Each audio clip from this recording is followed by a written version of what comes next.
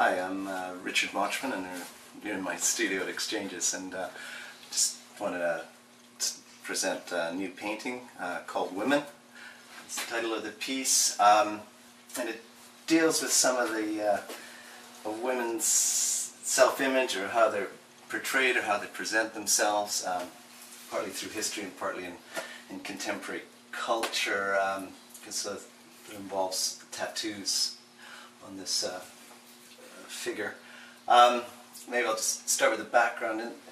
In the background are various figures of history, and over here we have Emmeline Pankhurst and Nellie McClung, who are suffragettes from the early 1900s who worked to get women to vote in society.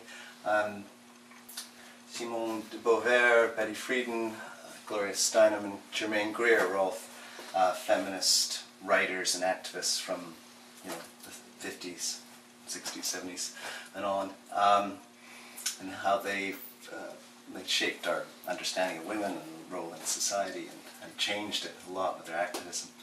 The way they're painted echoes some of Andy Warhol's celebrity portraits that he did with his silkscreen photographs, and then things not quite registered. So and I'm trying to these people are often not known by a lot in society, whereas just Marilyn Monroe and that were. So I'm trying to bring them some celebrity status via Andy Warhol's style.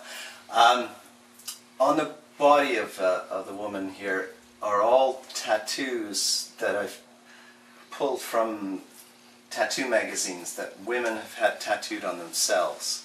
So they have chosen to show themselves as a pin-up in sort of bondage, as a woman, scantily clad, buxom.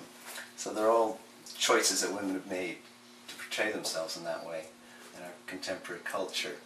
And that some of that contradicts the writings of these women and activists, but maybe it also is a celebration, because maybe things have changed, so they can celebrate their sexuality without it leading to the degradation of the writings that they talked about in the feminist writings in the past.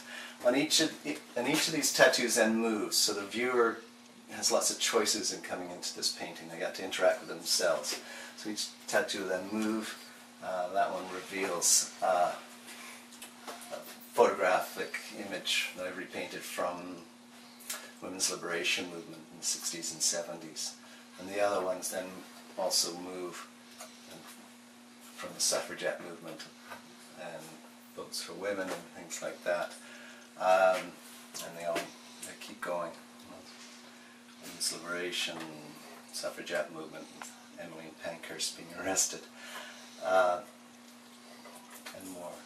So the viewer then, has lots of choices about how they want to set up the painting, interact with it.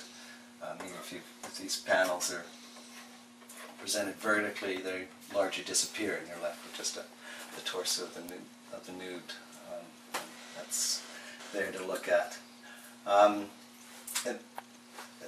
so that, viewers are made to have choices and look at and delve into how they want to see women, or how they're presented, what part of history or culture do they want to look at. So viewers are all have lots of choices, because they can be mixed, added, altered. Choices of which tattoos you like can be put on or taken off. The choices made. Just maybe should say how the piece is made.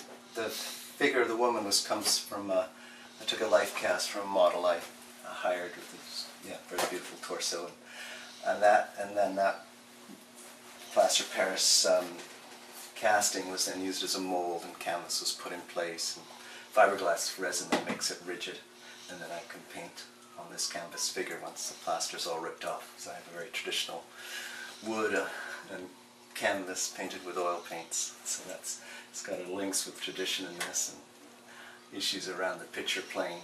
Having a three-dimensional woman to paint here, I'm being true to the picture plane, or not creating deceit there. And these are all flattened sort of wallpaper images. So again, reinforcing the picture plane, or not creating illusion and things in the picture plane.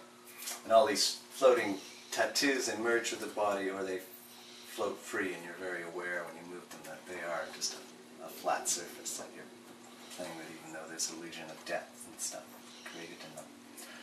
So that's, yeah, some ideas, some thoughts about the painting women.